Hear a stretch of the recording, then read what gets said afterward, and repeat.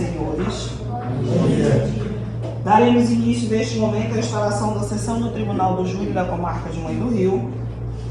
Tendo sido feita a chamada dos juízes, dos jurados e todos tendo sido aprovados, peço então que, não havendo nenhum impedimento, demos início ao julgamento do réu Getúlio Dornelles Vargas. Peço a sua entrada.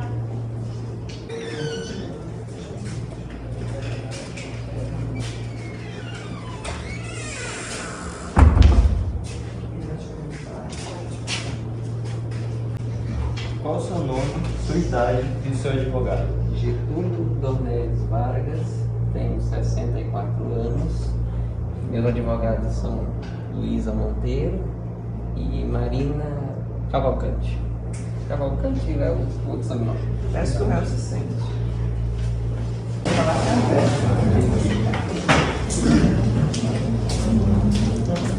Em pé, levante a mão direita.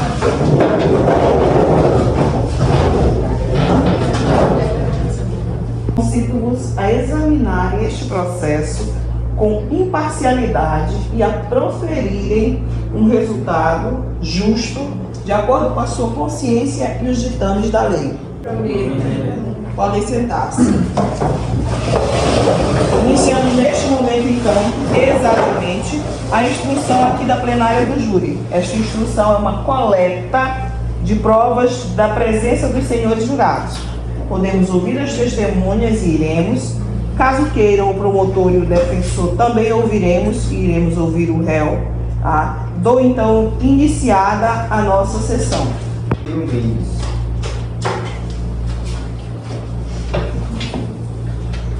Bom dia. Onde nasceu? Eu nasci na cidade de São Paulo no ano de 1910 e tenho 83 anos. Nasci no dia 16 do mês de novembro. Senhor Mendes, qual era a profissão que você exercia na época dos acontecidos? Eu fui jornalista, né? Jornalista. A publicação dessa reportagem, abusos de poder e repressão, os bastidores ocultos da Era Vargas, onde ele expunha diversos acontecimentos de pessoas que entraram em contato com ele, diversas pessoas anônimas, onde elas relatavam que sofreram à mão do réu, casos de tortura, entre outros. Você poderia relatar ao tribunal o que aconteceu após a publicação de sua reportagem, abuso de poder e repressão por bastidores ocultos da Era Vargas?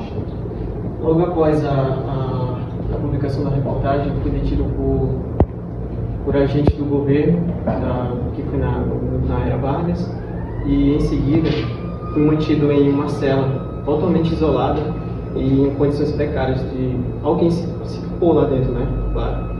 E passei por algumas torturas e interrogatórios.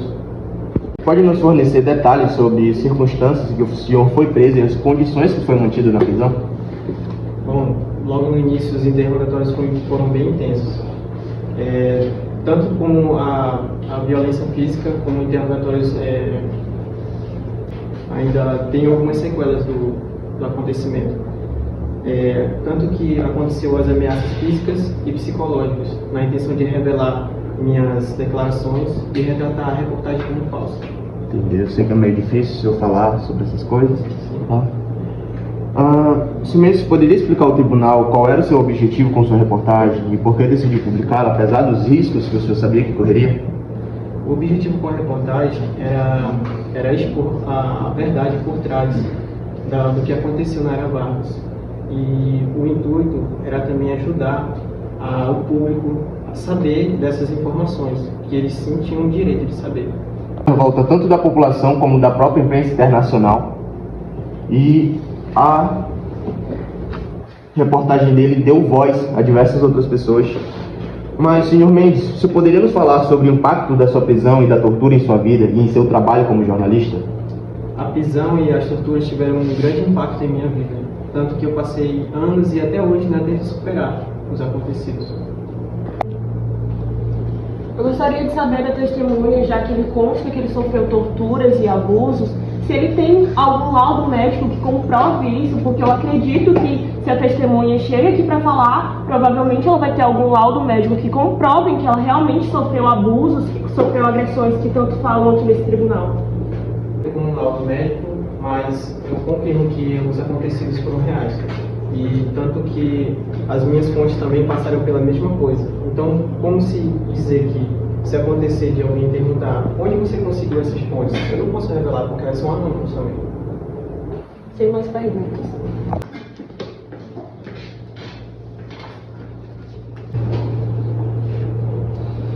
Juro pela minha honra dizer toda a verdade.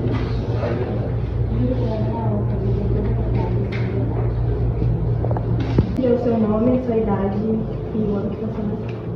Dulce Inês Gonzaga. Eu nasci em 16 de outubro de 1910, Rio de Janeiro. Qual a sua ocupação? No Servente em fábrica têxtil. Vou ler um pouco da história da Dulce Gonzaga.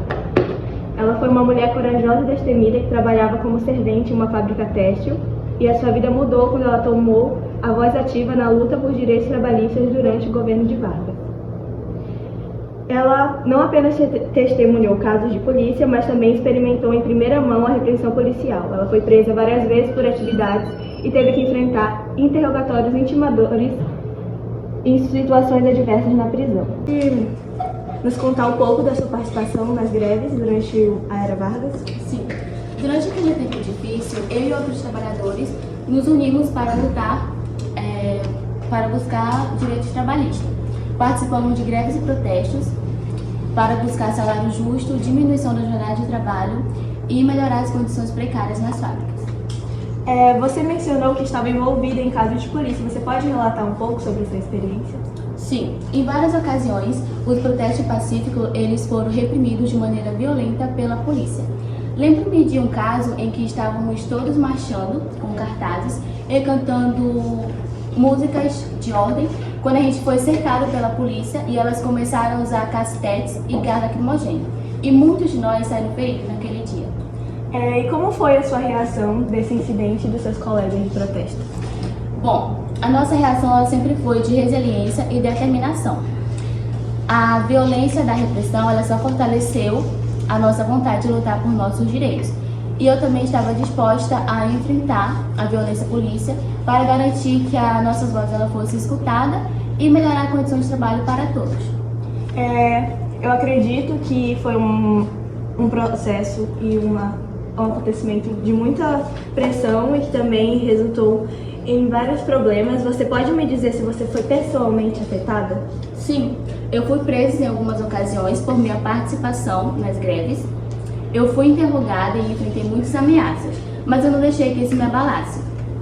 A violência da repressão, ela me afetou bastante fisicamente e psicologicamente, mas eu não deixei de lutar por nossos direitos e eu sabia que estava no caminho certo. E qual é o legado que você acredita ter deixado diante dessa situação que você passou? Eu espero que o meu legado ele seja de coragem e perseverança. Nós enfrentamos dificuldades inimagináveis, mas continuamos a lutar para um futuro melhor para todos os trabalhadores. Eu também acredito que as nossas lutas ela abriu caminhos para reformas que melhoram as condições trabalhistas e também ressaltou a importância de nos unir para defender nossos direitos. É contraditório dizer que vocês marchavam por justiça, sendo que Vargas criou uma consolidação de leis trabalhistas? Não totalmente. Se ele era tão bom assim, por que ele deixou que o meu povo sofresse imensas agressões? Por que ele não interviu antes? Se essas leis fossem colocadas em prática corretamente, eu e meu povo não estaria marchando na rua por nossos direitos. Bom, essas confusões que são geradas no meio dessa população, será que não seriam causadas por desentendimento entre os sindicatos? Não. Porque primeiro, como eu disse, se as leis fossem colocadas em prática, nós não estaríamos lutando por nosso direito, porque elas não eram colocadas em prática. E que leis seriam essas que não foram colocadas em prática? As leis trabalhistas. Você pode as citar péssimas algumas? condições de trabalho, a longa jornada de trabalho e o salário que não era justo.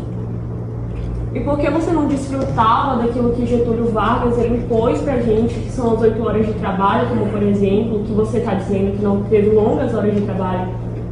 Porque essas leis ela não era igualitária para todos nós. Como nós, eu e meu povo, a gente não tinha essa hora de trabalho justa. E por isso nós estávamos marchando. Mas isso não seria um abuso de poder dos patrões? Não. Que não queriam exercer esse direito sobre os trabalhadores? Não.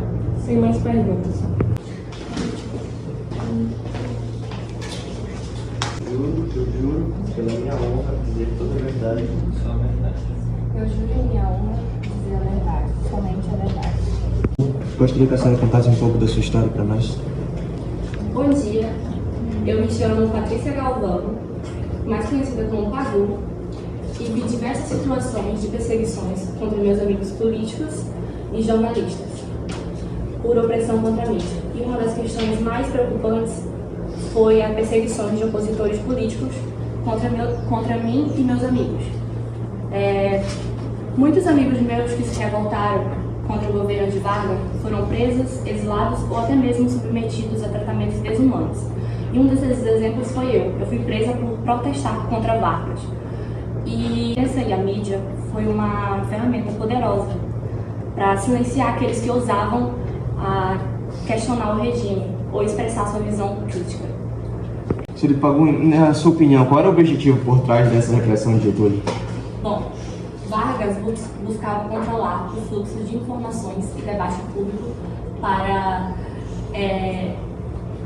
evitar ameaças que envolvessem sua liderança. A senhora quer dizer que ele usava da imprensa para fazer uma ótima imagem dele e combatia aquelas que não iam de acordo com sua vontade? Certamente. Ok, sem mais perguntas. O que eu tenho para dizer é que justamente a censura ela foi desenvolvida também para evitar confusões no meio da população, né? E evitar também que ideias comunistas fossem lançadas através dessas plataformas. Evitando assim uma revolução entre a população, uma revolução civilista. Mas o direito à livre liberdade de expressão é uma lei constituinte. O ser humano ele tem o direito a expressar o que ele quer, o que ele deseja. Porém, essa censura não era totalmente censurada, né? Tinham pessoas que tinham acesso a esse meio de comunicação, então não digamos assim, não foi totalmente negado esse direito à fala, à expressão, porque tinham pessoas que tinham acesso a esse meio de liberdade de expressão. Mas a lei se refere a todas as pessoas, não apenas a um pequeno grupo. Você disse que foi censurado nas mídias sociais? Sim, no protesto. Então eu gostaria de saber onde consta que você foi silenciada ou você tem alguma manchete que diz que você fez e não pôde publicar porque você foi silenciada? Porque o que eu estou vendo aqui é várias pessoas chegando e falando, mas sem provas alguma. A prova sou eu mesma, que estou aqui para mim.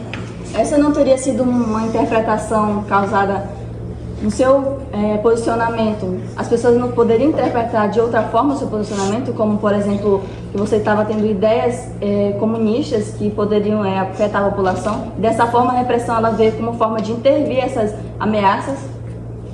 Mas mesmo que a minha cliente ela quisesse ou optasse por falar de ideias comunistas, era o direito dela. Ela tem ela tinha, entre aspas, porque o governo não permitia isso, mas era dever dela ter a livre expressão de ideias. Juro pela minha honra dizer a verdade, somente a verdade. E a sua idade e a sua ocupação? Meu nome é Elizabeth Teixeira, eu tenho 20 anos.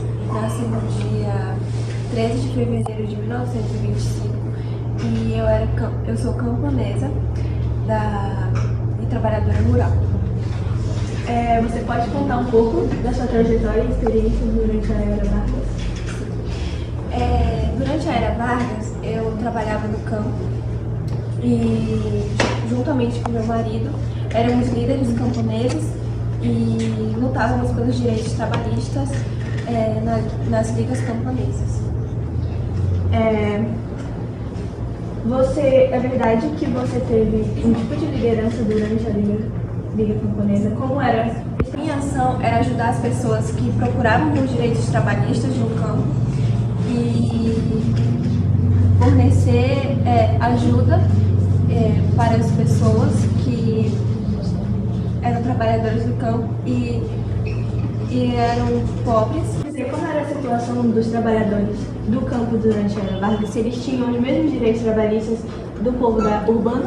Não, eles não tinham os mesmos direitos trabalhistas e por isso também nós fizemos a Liga Camponesa, que era para lutar pelos direitos trabalhistas. Nós trabalhávamos em áreas de preso, éramos mantidos em áreas isoladas e trabalhávamos muito e não recebíamos o que deveríamos receber. Isso também ajudou o êxodo rural para a cidade urbana, mas vocês não foram bem recebidos. Você pode nos contar um pouco sobre essa situação? Não fomos, pois procurávamos trabalho nas zonas urbanas, porém não poderíamos porque a maioria da população rural era analfabeta e não tinha direito de trabalho. Você não acha que essa dificuldade de ter acesso trabalhista se devia pelo conta da industrialização, que era menos desenvolvida na sua área? Não, eu acho que é porque nós fomos meio que uma sociedade excluída do governo. E pelo fato das agressões, né, como você mesmo falou, eram realizadas pelos proletariados, ou seja, não eram de mandato do Vargas. Isso não seria, talvez, essas agressões não seriam geradas através de questões pessoais? Como sabemos, Getúlio Vargas foi uma grande imagem. Ele era um exemplo para todas as pessoas. Então, as pessoas seguiam ele e faziam com que elas se sentissem no direito de oprimir as pessoas que eram de classe baixa.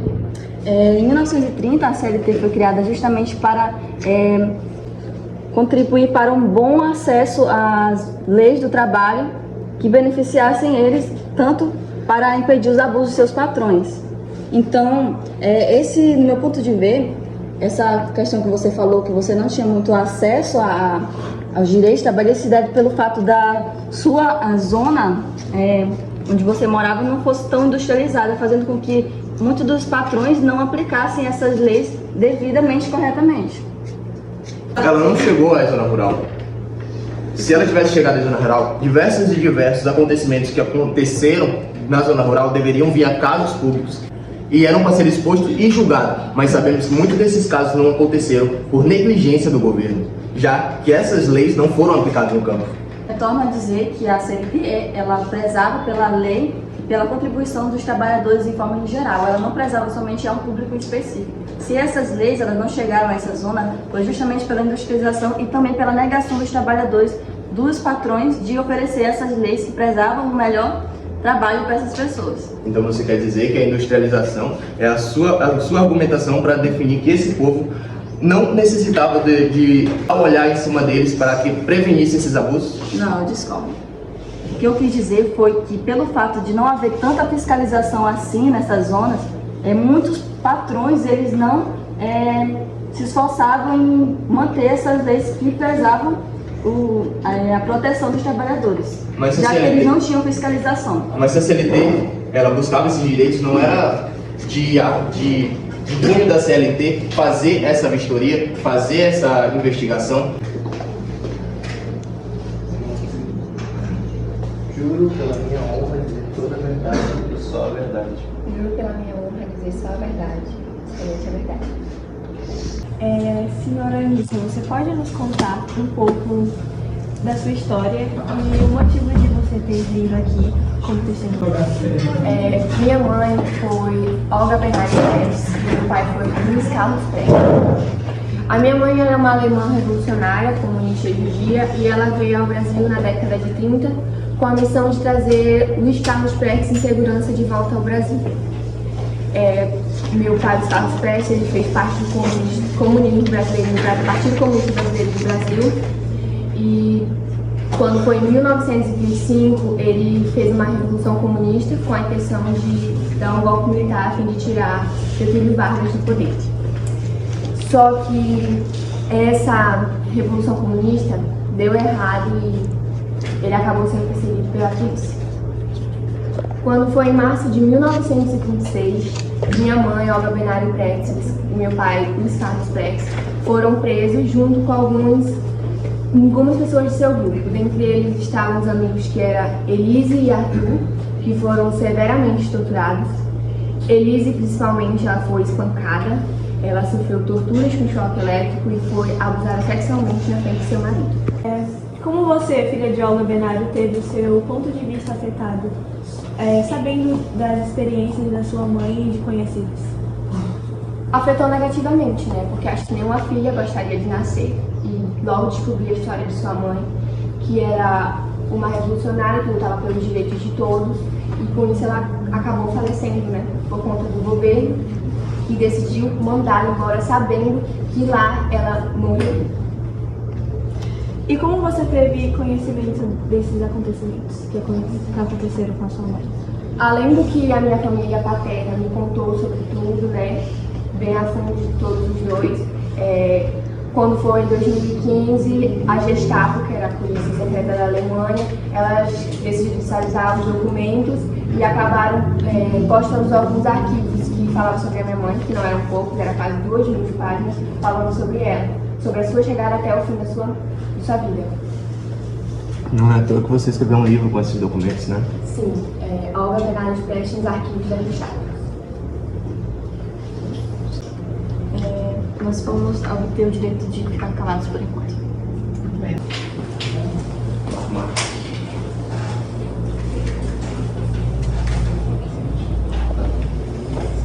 Juro pela minha honra dizer toda a verdade e só a verdade. Juro pela minha honra dizer toda a verdade e só a verdade. Bom dia, eu gostaria que a senhora falasse um pouco da sua história, contasse sua idade, onde você nasceu. Me chamo Aureliane Silva, eu tenho 46 anos, nasci dia 14 de agosto de 1900 e eu nasci no Rio de Janeiro. E eu vim testemunhar sobre a área da saúde. Eu me formei na Universidade para Medicina e eu vim dizer aqui que o presidente Getúlio Vargas trouxe grandes mudanças para o nosso Brasil.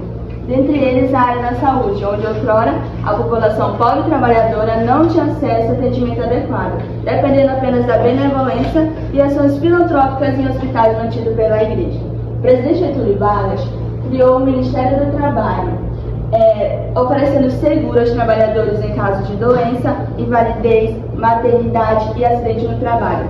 Trouxe também a saúde pública, responsável pelas ações ao combate a doenças como febre amarela, tuberculose, malária e entre muitas outras.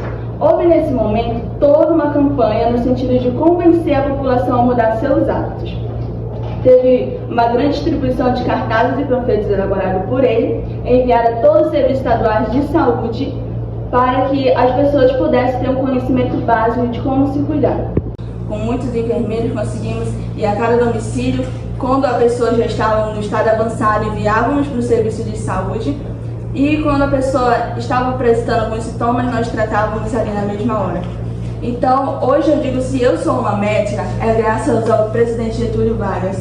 Eu jamais poderia vir aqui deixar de agradecer e dar todo o meu apoio. Então, eu fico muito grata mesmo por toda essa oportunidade. E em nome de todos os doentes que foram salvos, eu venho aqui para lhe agradecer. Você comentou que ele fez essa ação quando o Brasil estava em uma crise de doença, certo? Então você quer dizer que ele esperou a crise chegar para tomar uma medida? Não, por quê? A crise de doença chegou antes do governo Vargas tomar o poder. Então, o pessoal do governo passado não tomou iniciativa. Getúlio Vargas chegou e já foi chegando fazendo isso da educação e a saúde pública. Em que ano isso aconteceu? 1930. 1970, então logo no começo, certo? Tá, ok. A senhora, como médica, reconhece que o seu cliente fez mal. Posso concordar com você, mas em diversas atitudes que ele tomou, ele também prejudicou muita gente. Você concorda? Bom, eu estou participando da área da saúde, então eu concordo que na área da saúde, a qual eu estou falando, ele salvou muitas vidas. Certo, mas nas outras áreas? ele infelizmente... Ele disse meu protesto. Nós estamos falando sobre a saúde o bem-estar de uma pessoa não se refere à saúde? O protesto aceito. O caríssimo promotor detém-se a usar testemunho de acordo com aquilo que ela tem conhecimento. Mas eu tenho um documento que comprova que a criação da Hora do Brasil veio em 1900. Educação e Saúde foi em 1935, após 5 anos depois do governo. O que você tem a dizer sobre isso? Ele esperou 5 anos, mais de um mandato, para poder tomar essas atitudes? Não, isso daí é que está no papel, mas a iniciativa já começou bem antes. Porque como já era muito grande, então a gente já foi tomando a iniciativa. E você tem documentos que provam isso? Oi? Você tem documentos? Porque eu tenho aqui. E aqui diz que foi em 1935. Não é necessário documentos porque eu vim falar sobre saúde, não sobre documentos. Ok, mas a saúde em si ela necessita de documentos. E eu tenho em minhas mãos um documento que diz que o início foi em 1935. Ele disse que nós temos uma foto. Uma foto que comprova.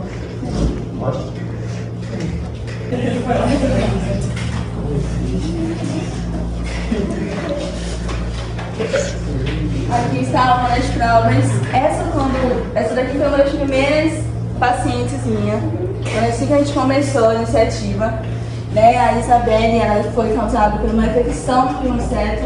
Disse provas e indícios que ela realmente aconteceu em 1930. A foto foi analisada pelo Tribunal do Júri e ela é verídica.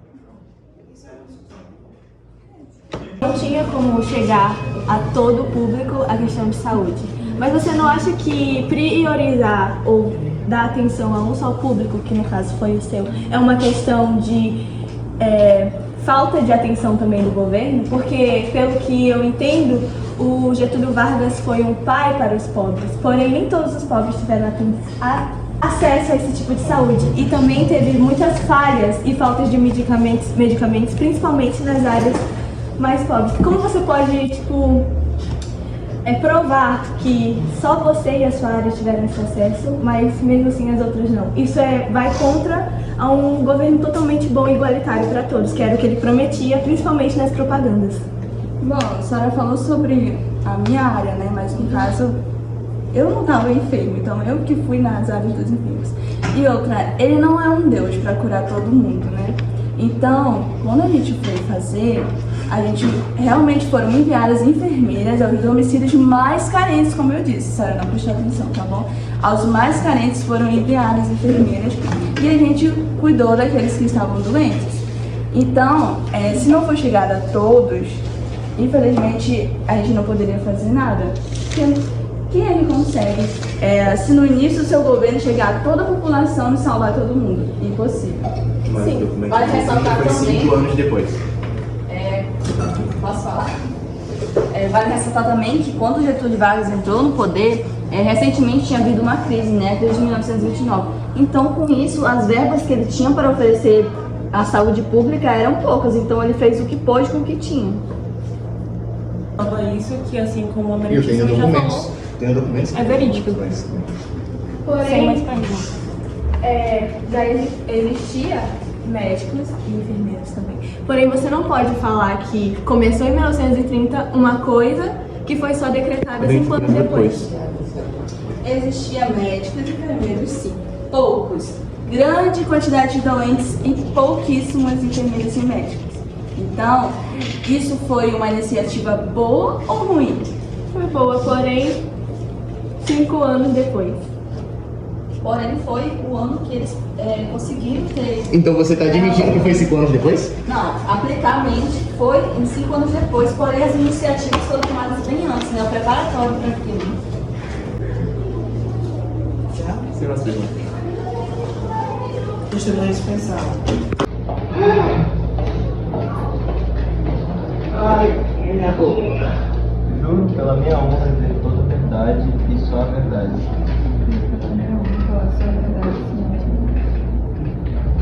Gostaria que a senhorita Helena contasse um pouco da sua história. Bom dia, meu nome é Ana Castro, eu tenho 23 anos. Nasci em 24 de novembro de 1914. Bom, eu comecei a trabalhar muito nova para ajudar meus pais. O meu pai era cadeirante, ele simplesmente ficou cadeirante. E a minha mãe cuidava dele. Aí eu comecei a trabalhar muito nova, numa casa de família, como babá de 2 crianças. Só que os meus patrões me faziam muito escapacho. O meu patrão me batia e a mulher dele me ameaçava, dizendo que não era pra me falar pra ninguém, que eu não ia sair de lá, nunca ia trabalhar com a vida lá. E foi quando o Vargas assumiu a presidência e fez muita coisa boa, inclusive as leis que ajudaram muita gente, nós mulheres.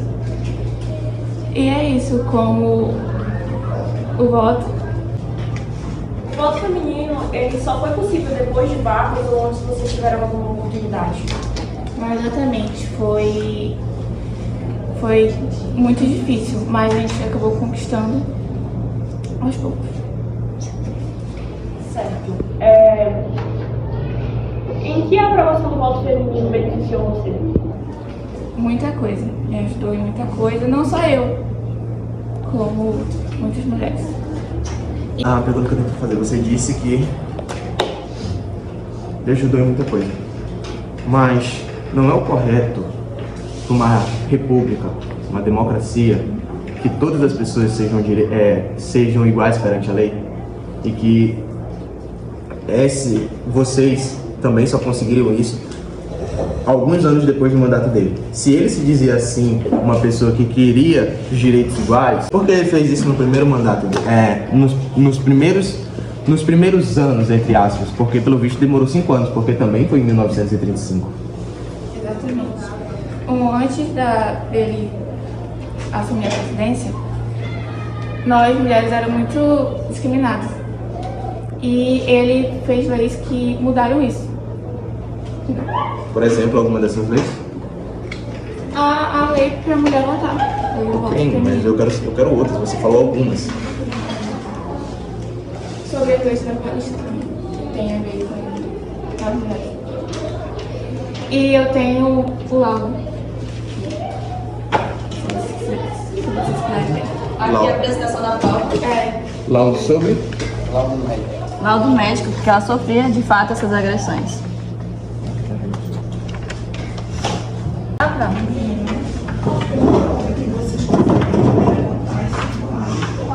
Piora e não para a paciente.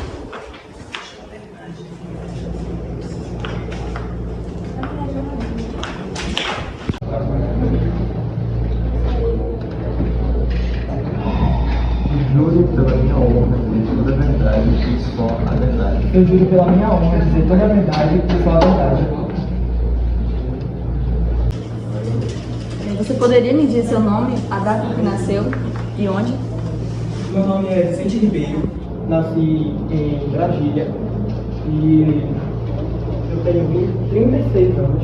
Nasci em 1911. Eu sou trabalhador na área de engenharia. Bom, o Vicente, né?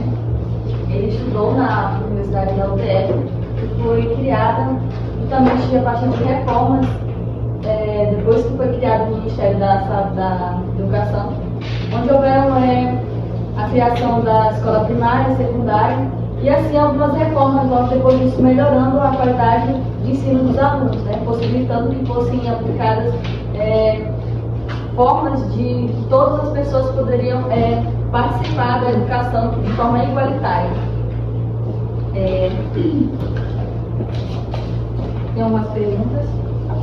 A universidade dá oportunidade somente para pessoas com condições mais altas?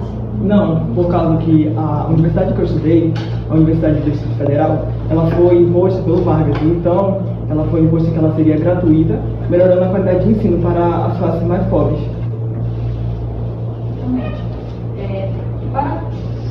Para você, qual foi a importância da criação do Ministério da Saúde? A criação do Ministério da Saúde foi muito importante porque renovou a qualidade dos ensinos.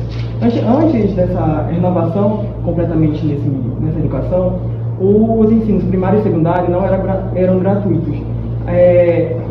O O ensino primário, ele, depois que o Vargas assumiu o poder, em 1930, ele passou a ser totalmente gratuito e obrigatório para todos. Então, com essa oportunidade que o Vargas propôs, não só para mim, como para todos, eu tive essa oportunidade de concluir. A partir das reformas que o Ministério da Educação proporcionou, para que fosse uma forma mais igualitária de ensino, possibilitou que pessoas com condições mais baixas também ingressassem na universidade e pudessem se graduar. E eu, como eu já havia falado, sou um ex-estudante, consegui concluir o ensino primário, secundário e ingressei na universidade também, graças ao Vargas, justamente. Então, a partir daí, como vários outros amigos meus, estudantes, a gente conseguiu se formar na área de engenharia. Só que eu quis fazer um concurso público. E foi aí que aconteceu a renovação administrativa do concurso público. E eu consegui fazer a prova de admissão para entrar e trabalhar em uma empresa de engenharia, onde eu trabalhei por 2 anos. E a partir desses 2 anos, o Vargas, assim que ele assumiu a presidência, ele intitulou que ele criou as leis trabalhistas, né? Então, com essas leis trabalhistas também veio os direitos trabalhistas, como o salário justo, as horas trabalhadas e as férias remuneradas. Então, graças a ele, eu consegui ter o meu próprio negócio, que eu tenho a minha própria empresa de engenharia. Nós temos também uma prova que comprova o dia da graduação do nosso testemunho, que nós gostaríamos de apresentar para vocês.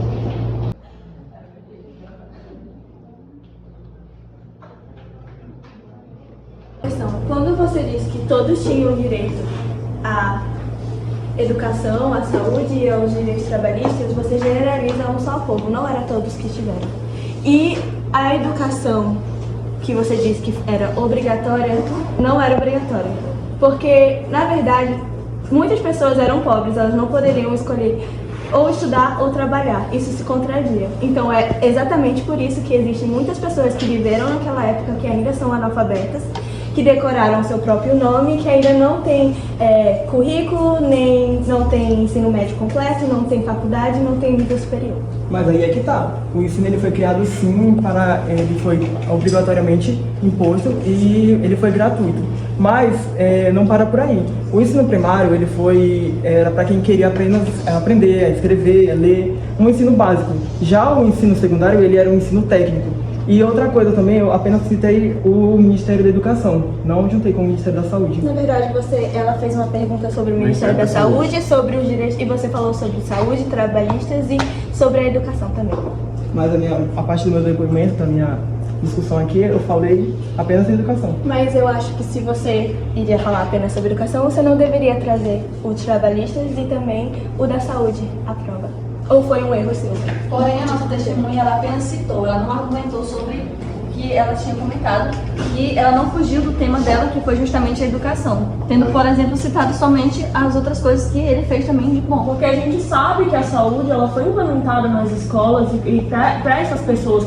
A nossa advogada falar que muitas pessoas pobres elas tinham que trabalhar ou elas escolhiam entre trabalhar ou estudar, era uma escolha. E a nossa testemunha, ela teve essa escolha, ela teve a escolha de estudar. Então os pais da testemunha talvez escolheram entre deixar que o seu filho estudasse e trabalhasse para que ele pudesse se formar ao invés de trabalhar.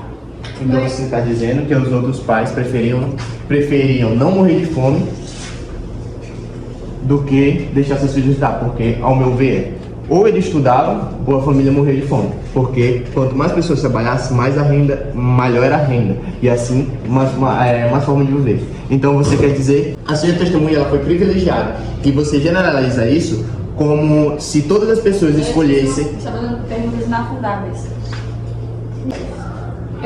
Ele diz isso porque o seu cliente falou todos, e você generalizou quem podia e quem não podia, e individualizou o seu cliente por ele ter acesso à educação.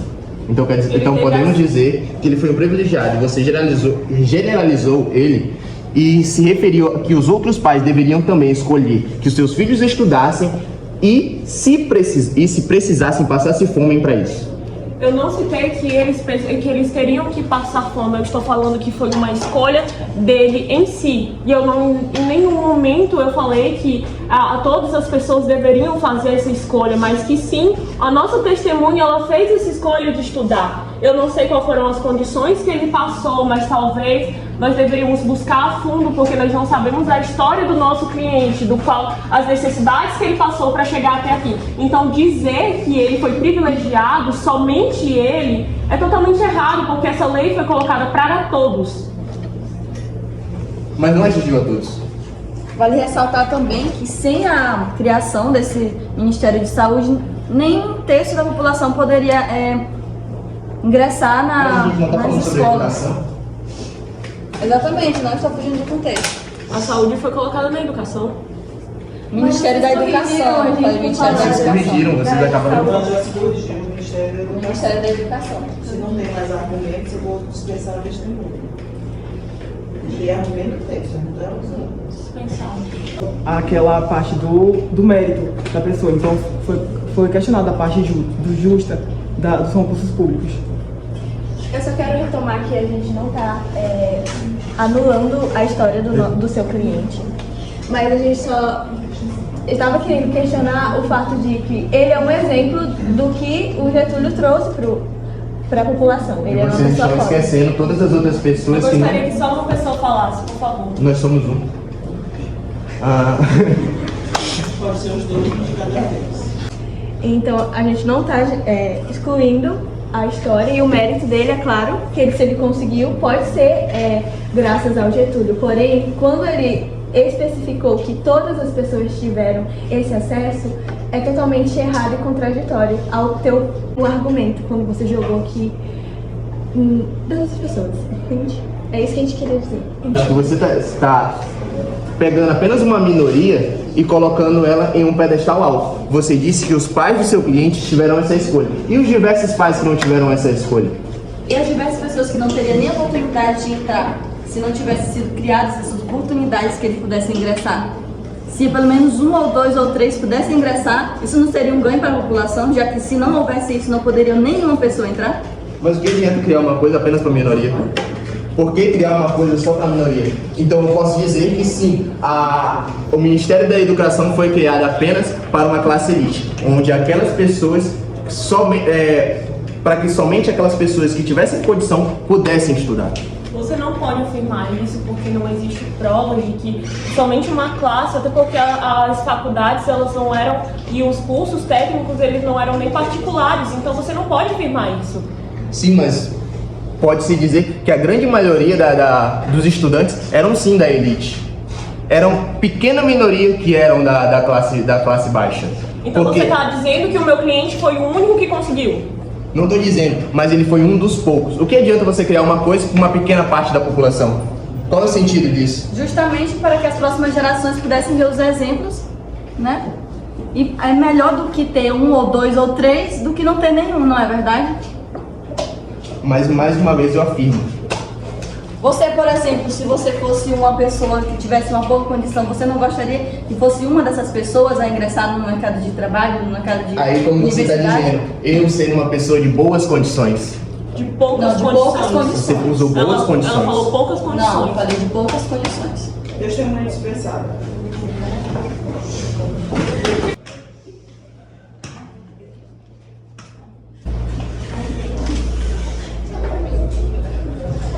Juro pela minha honra dizer toda a verdade e só a verdade. Juro pela minha honra dizer a verdade, somente a verdade.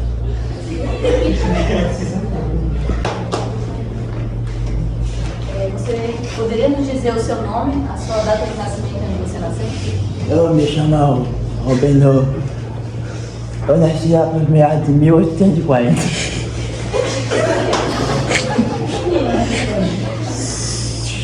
Peço ordem no tribunal.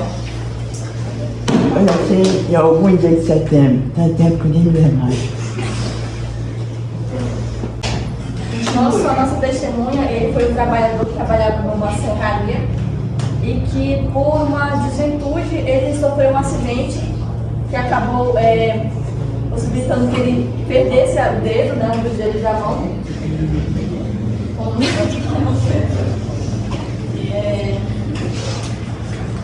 Então, com a CLT, né, e as suas inúmeras leis que prestavam recursos aos trabalhadores, nós temos a Previdência Social, que através dela foi possibilitado que ele recebesse um aposento acidente, né, para que ele pudesse ser indenizado pelo esse acidente que ele teve no trabalho dele. Senhora Benô, você pode dizer quais os benefícios que você recebeu devido ao auxílio prestado da Previdência Social? Eu já sei foi o seguinte, antes desses auxílios, eu trabalhava 12 horas por dia. Mas quando eu perdi meu dedo, eu estava na minha 10ª hora de trabalho. Tá? Errando, meu patrão me chamou, eu olhei para trás e eu maquinha.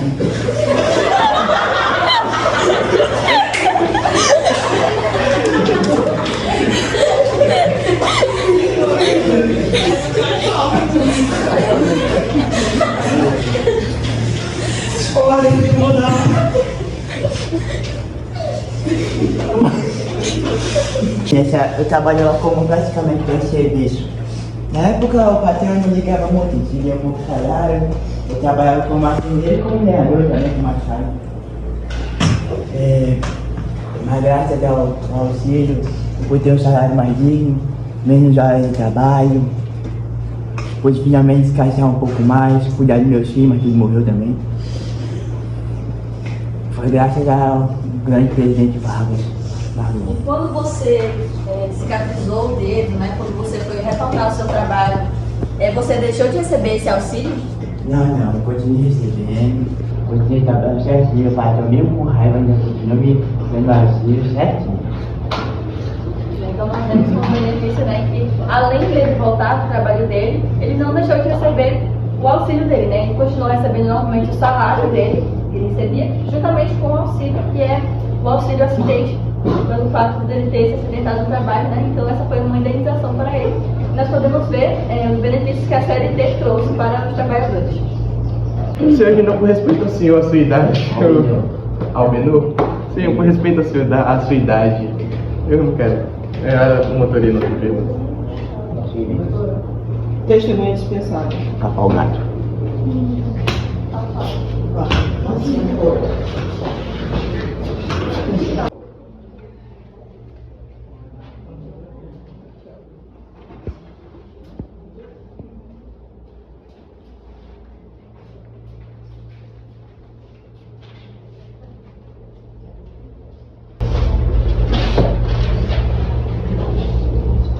Juro pela minha honra dizer toda a verdade e só a verdade. Juro pela minha honra falar só a verdade e toda a verdade.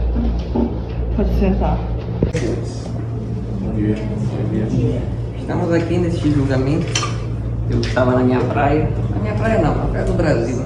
Estava lá tomando banho, aí chegaram lá e o julgamento está lá. O senhor precisa depor. E eu vim aqui para escutar os senhores promotores e esclarecer ao povo brasileiro.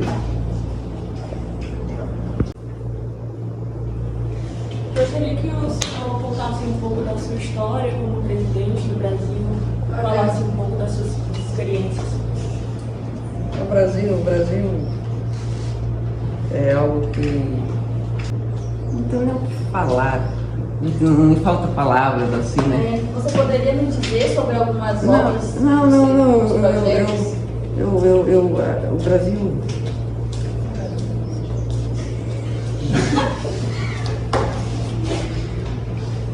O Brasil vivia na República Oligárquica interesses políticos, o Brasil não tinha investimento em si. Tudo que queriam era apenas benefício próprio, oligarquia, café com leite ali, Minas Gerais, isso aí, São Paulo. E a Revolução de 30 veio para acabar com isso. Então é um marco importante, não tem como negar. Na história do Brasil, que foi uma divisa de águas o que aconteceu no Brasil, a Revolução de 30. E foi aceito pela população. Não foi algo imposto que espalhou para vários estados com armas e olha, venha, você vai do meu lado. Não teve isso. O povo aceitou. E mudamos, né? Fizemos várias coisas. Eu acho que mudou muito a história do Brasil. também, né, como visto, o poder centralizado que Vargas centralizou, né, enfraquecendo o legislativo e fortalecendo o executivo, ele teve como objetivo ampliar os benefícios trabalhistas e como vantagem disso temos um rompimento com as oligarquias regionais que possibilitou a perda do poder dos líderes dessas oligarquias, o que fez com que eles não promovessem estratégias que beneficiassem somente as suas regiões. Vargas defendia que o poder deveria ser centralizado para que medidas anticrise mais eficazes fossem tomadas.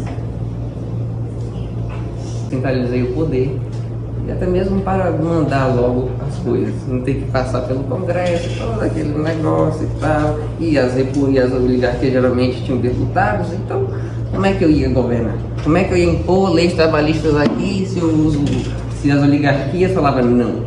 Como é que eu ia fazer isso? Então eu tive que centralizar o poder. E olha só o que a gente fez. Olha só o que a gente fez. Que eu fiz, o que os meus ministros fizeram. Me chamam de autoritário, me chamam de aqui, essa imagem aqui, ó. Queremos Getúlio, com ou sem constituinte? Com ou sem constituição? Queremos Getúlio. E dizem que eu sou um ditador, que eu bato, que eu mato, que eu torturei. Mas cadê as provas? Cadê as provas que eu torturei? Que eu matei, né?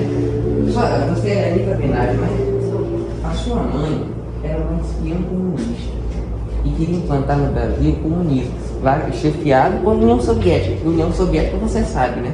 Os gulags, a fome, toda vez que fala em comunismo, dá uma fome, né? Milhões de pessoas mortas. E seu pai e sua mãe queriam implantar o comunismo no Brasil. Inventou uma comunista e vocês sabem da história, o povo sabe da história. Foi mandada para lá, porque de origem de lá, e o que aconteceu com ela já não é mais problema dela. É claro que a quando nasceu, você sabia muito bem que a minha mãe estava grávida e que ela ia sofrer para lá, sendo que na época existia a lei de habeas corpus que dizia que qualquer vítima, qualquer pessoa que sofresse é por causa de abuso de poder. E você abusou do seu poder, sabendo que a minha mãe ia morrer lá porque ela era judia e comunista. O senhor está dizendo que o senhor não lia pelo fato de Olga Benária ter sido morta, Olga Benária ter sido morta nos campos de concentração, e você sabe que isso só aconteceu por uma assinatura sua. Campos de concentração só foram descobridos depois da guerra, meu amigo. No tempo que a Alemanha não tinha sido invadida. Pode ter no seu papel.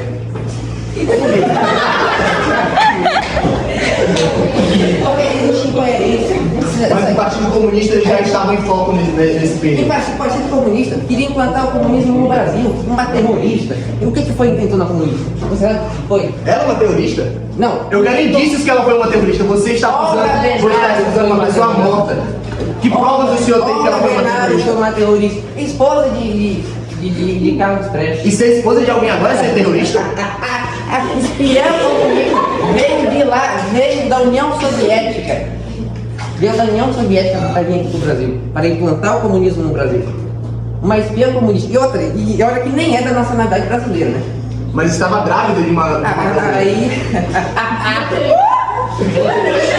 O senhor está zombando da morte de uma pessoa? Não. É isso uma comunista. De uma comunista que queria implantar o comunismo no Brasil. Não estou falando que ela é humana. Ela é humana. Ela é uma pessoa. O senhor está zombando de uma morte humana. Testemunha, volte ao seu Por uma assinatura sua. E você está zombando de uma pessoa que está morta, que sofreu diversas torturas em um campo de concentração, e você está fazendo graça com isso. Queriam implantar o comunismo no Brasil. Queriam o golpe militar. Queriam a desgraça do povo. Como é que você faz uma pessoa dessa? Como é que você faz com uma pessoa nazista que apoia a teoria nazista? O que você faz? Você, deixa aí, vai. Ela apoiava tanto que morreu na Alemanha, né? Nossa! Ela apoiava tanto que morreu na Alemanha. Eu estou dizendo que ela apoiou, estou dando um exemplo de outra pessoa. Como alguns dos seus atos, nós temos também a política da valorização do café, né? Que nós vimos que você contribui para a economia também dessa forma, né? Como o café era a principal fonte econômica do Brasil, porém com a crise de 1929, as vendas caíram. Para evitar a queda do preço do café, ordenou que queimasse o que fosse produzido em excesso. Foram aproximadamente 78 milhões de sacas, quantidade que dava para mundial durante 3 anos. Porém, essa foi uma estratégia para investir na industrialização com o objetivo de substituir as importações, ou seja, para a população parar de comprar produtos estrangeiros e fortalecer a economia nacional, protegendo assim os produtos internos, aumentando o mercado brasileiro, ao invés de tirar dinheiro do país. O que você tem a dizer sobre isso? O café já estava em declínio há muito tempo, então eu decidi queimar essas sacas e investir na industrialização do Brasil.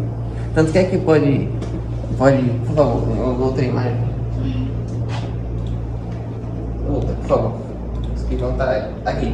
Isso aqui é a siderúrgica de Volta Redonda, que só foi capaz de ser criada pelo empréstimo não, pela doação de 20 milhões de dólares pelos Estados Unidos, que o Brasil entrar na guerra do lado deles, eles deram 20 milhões de dólares. E ainda dizem que não foi o caso aqui dos promotores, mas dizem que eu oscilava entre a Alemanha nazista e o fascismo. Bom, eu fazia o chamado jogo das nações aliadas e o nazifascismo para entrar em acordo ali, para quem mais ajudasse o Brasil. E aqui os Estados Unidos levou o lado do Brasil para a guerra. E só foi capaz por causa disso. Só foi capaz. Só conseguimos. O Brasil precisou de 20 milhões de dólares. 20 milhões de dólares para conseguir fazer uma siderúrgica. E me falam que é a educação. Como é que o povo ia sofrer ter educação? Eu criei para todos. Agora, infelizmente, as pessoas tinham que escolher ou colocar os seus filhos ou trabalhar. Como os senhores promotores falaram, ou morrer de fome. E de fato, era uma situação, mas o Brasil não tinha verbas para falar assim, levante esse trabalhador, que agora você vai... Nossa! Viemos de uma república oligárquica, que não se interessava em pessoas, que não se interessava em falar, olha, será que aquela pessoa ali vai se alfabetizar? Será que ela vai ir ao médico? Não tinha.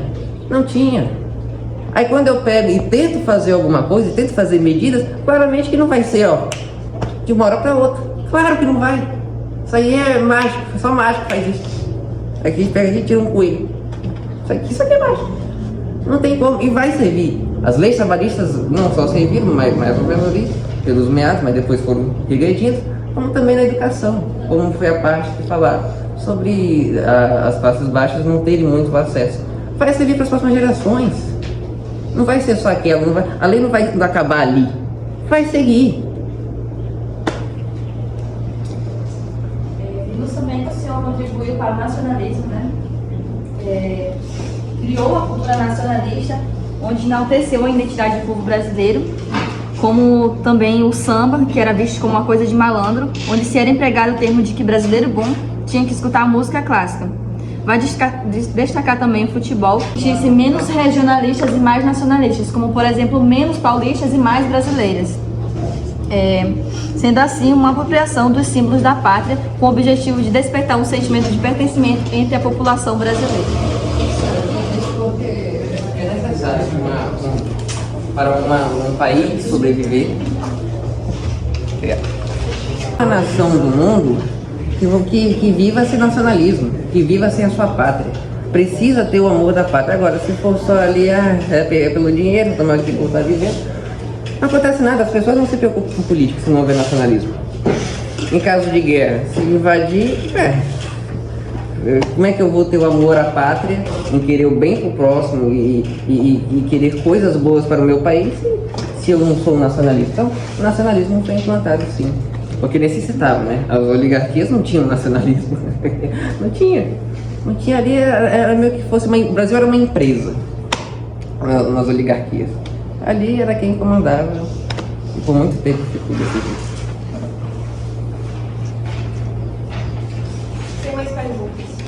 A promotoria pode requerir se desejar. O senhor fala que o senhor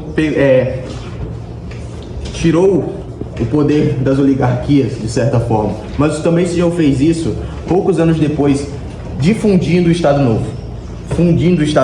O senhor, podemos dizer então que o senhor tirou o poder das oligarquias e colocou em suas mãos? Olha, eu tirei do Estado, por assim dizer. O Estado estava sozinho e as oligarquias estavam lá. E eu coloquei aqui, controlando. Porque as oligarquias ainda eram grandes no Brasil. Elas que comandavam o campo. onde o trabalhador mais pobre trabalhava. Era lá, era nas fazendas. Então precisava, não podia ir expurgar. Os trabalhadores iam morrer de fome, já que quase não tinham, né? Mudando para outro campo do seu governo,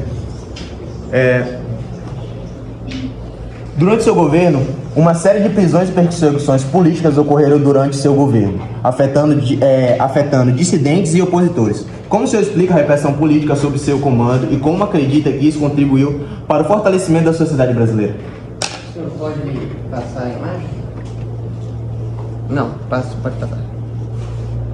Aqui. Como vocês podem ver, vocês podem ler, mas eu vou ler aqui. Assaltaram Guanabara para tomar conta do Brasil. Dominaram os integralistas que tentaram implantar o terror na cidade na madrugada de hoje. O próprio presidente da República tomou parte na defesa do palácio.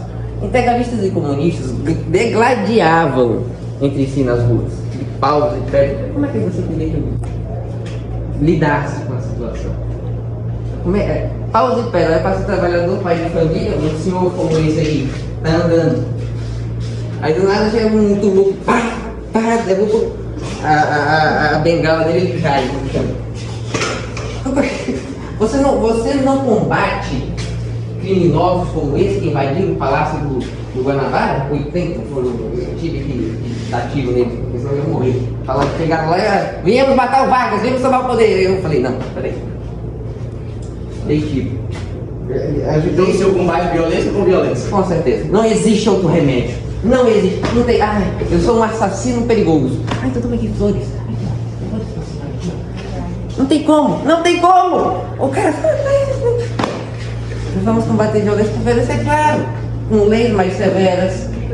Porque o homem que agrediu essa mulher que tem um laudo aqui, com certeza ele sofreu uma punição severa para que outros não acontecesse de novo, para que outros olhassem e falassem, eu não vou fazer isso porque senão eu estou lascado.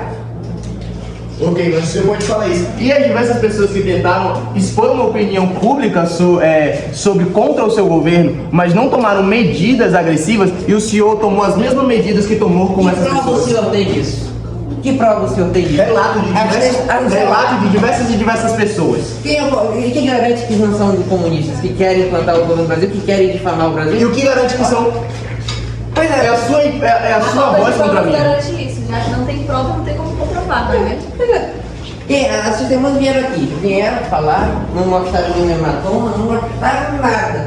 Aí é fácil chegar lá e falar, eu sou rei da França, tá, e aí? Ah, então quer dizer que pra mim, depor que eu fui torturado, eu tenho que ter uma perna cortada, eu tenho que ter cicatrizes durante todo o corpo. Para provar, para que aquele acusado seja condenado, para que realmente tenha fundamento a sua prova. O coitado ali do senhor tem um dedo putado, seu dedo, aí ó, sem dedo, sem dedo. Embora. E aí? Mas isso, como o senhor mesmo disse e ele concordou, foi algo em relação ao trabalho. A gente está se referindo à tortura de pessoas. A gente está se referindo à tortura de pessoas. Então o senhor quer dizer que essas pessoas passaram por tudo isso durante seu governo e até mesmo por mandato seu, e você está dizendo que essas pessoas não têm validação porque elas não têm uma simples marca no corpo? O senhor não marcas no corpo, mas sim provas que comprovam que elas estiveram no médico, senão elas teriam morrido se elas não tivessem sido tratadas.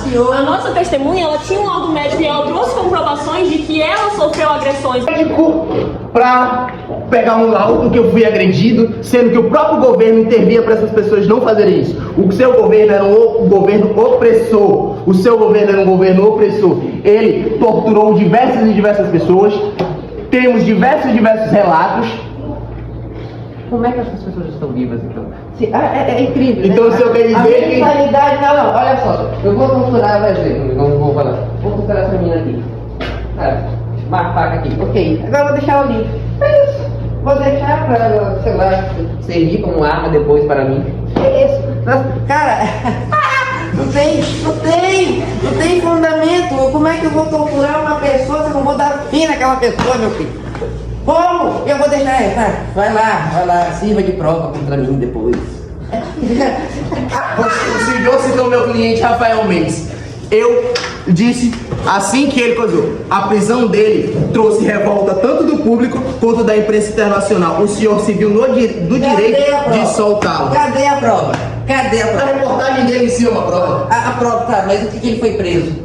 Cadê a prova que ele foi preso, que ele foi torturado? Esse cabra safado aqui, ele é cala a boca. Por favor, respeite o meu cliente. Tenha os termos. Porque, tipo assim, é uma malandragem, que eu fico louco.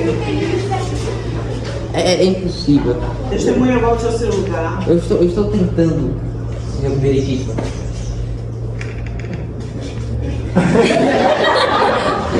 Estou tentando aqui dialogar. Estou torturado. Como é que eu sou cortado aqui se eu não tenho a marca aqui? Como? Cadê? Tem uma pessoa na sua frente que aconteceu. Você quer mais provas que isso? Mostra aí. Quer dizer que uma...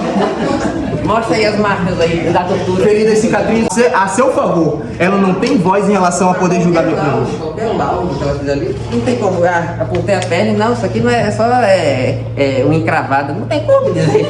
E também tu não tá deixando a gente falar. Você é o réu, você também tem que dar respeito pra gente falar. E outra coisa, a Anitta Benário, ela já provou que tinha assinatura sua, tinha documentos da Gestapo, que foi você que mandou. E você não pode invalidar a morte dela só por ela ser comunista, ela é uma pessoa, isso infringe os direitos humanos. A gente não tá julgando. Calma. A gente não tá julgando o que ela era, mas sim...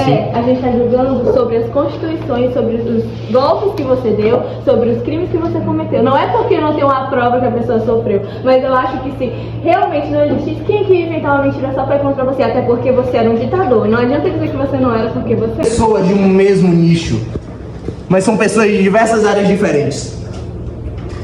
Ainda assim, isso não responde a minha pergunta. Você acha certo validar um julgamento de uma única suposição, dentre as outras inúmeras coisas boas então, que ele criou? Então, quer dizer que eu posso fazer um mal, mas eu vou ser totalmente absorvido se eu fizer uma coisa boa? Eu estou dizendo aqui que são suposições, já que não tem provas. Diversas pessoas contestaram isso. As provas são as pessoas em si. E o seu argumento quer dizer que, vamos supor, eu mato Getúlio Vargas, mas eu doei 1 milhão para um convento de freiras lá no Sudão. A questão é, você matou ou não matou? Eu matei? Presta atenção. Vamos supor que eu matei você, mas eu fiz uma boa ação. Isso, no seu conceito, me absorve totalmente do crime de ter me matado, então? Testemunhas, elas viram aqui, olha só, aqui sou eu, um ditador e a multidão lá nas arquibancadas. Como é que um ditador tem público? Como é que pessoas aplaudem um ditador? Como isso é possível? Se é o cara que silencia, se é o cara que bate. Isso aqui é o quê? Se eu for um ditador, isso aqui é o quê? Isso aqui é o quê? É o povo querendo. Não estava lá contra a vontade do povo. O senhor fala sobre as torturas. Não é uma coisa que eu dei uma prova. Pessoas disseram. Milhões de pessoas falam que tal político é honesto, mas ele é honesto? Primeiro, a promotoria. Minhas acusações sobre ele. Isso, considerações finais. Por que ele tem que ser acusado? Por que ele tem que ser condenado? Como os próprios advogados de defesa falaram, em 1937 ele funda o Estado Novo. Em 10 de novembro de 1937, Getúlio Vargas decreta um autogolpe, fechando o Congresso Nacional e suspendendo a Constituição de 1934. Isso marcou o início do Estado Novo. Fechar o Congresso. O fechamento do Congresso Nacional em 1937 quebrou os princípios democráticos da Constituição, concentrando o poder executivo nas mãos de Vargas, quebrando as seguintes leis da Constituição Federal. Separação dos poderes. A Constituição prevê a separação dos poderes entre Executivo, Legislativo e Judiciário, como forma de garantir o equilíbrio e a eliminação do poder. A concentração do poder nas mãos de uma única pessoa, como ocorreu no Estado Novo, seria contra esse princípio. Artigo 2 da Constituição Federal. São poderes de união, independentes e harmônicos entre si, legislativo, executivo e judiciário. Quebrando o artigo 2, ele também quebra o artigo 1. Democracia e Estado de Direito. A Constituição brasileira consagra o princípio da democracia e do Estado de Direito.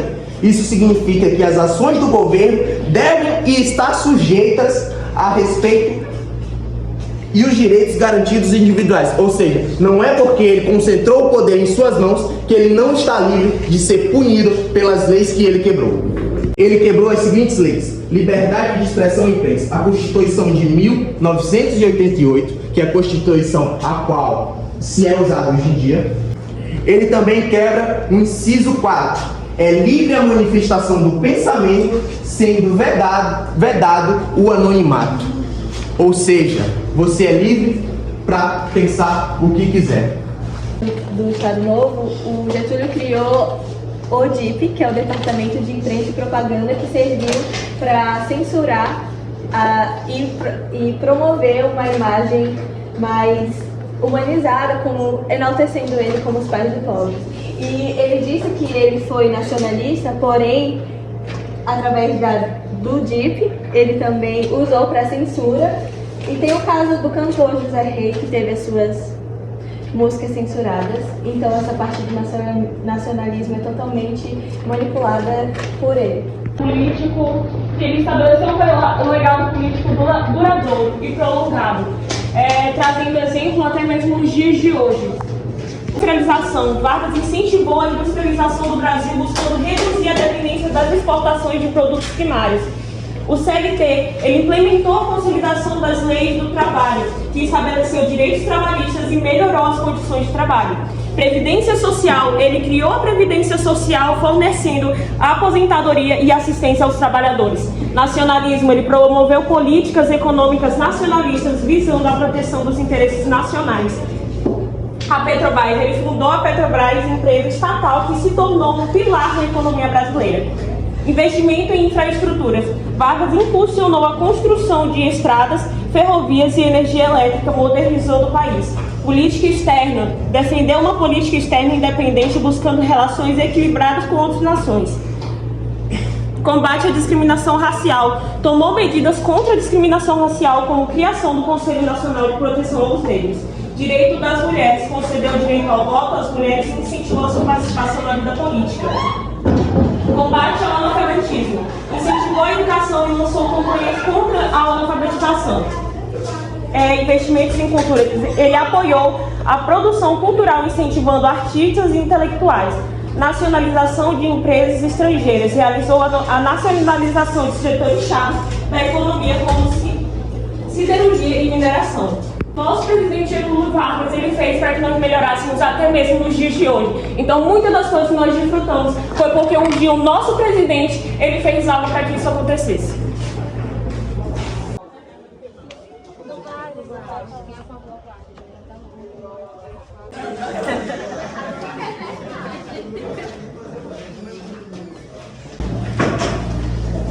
Peço que todos fiquem de pé. O júri chegou ao veredito: inocente ou culpado? Inocente. Inocente. Encerramos então esta sessão de julgamento de Getúlio Dornelles Vargas. Agradeço ao júri pelos serviços prestados à comunidade, pela imparcialidade que usaram durante o processo. Agradeço aos meritíssimos promotores e defensores. Está encerrada a sessão. Tenham um bom dia.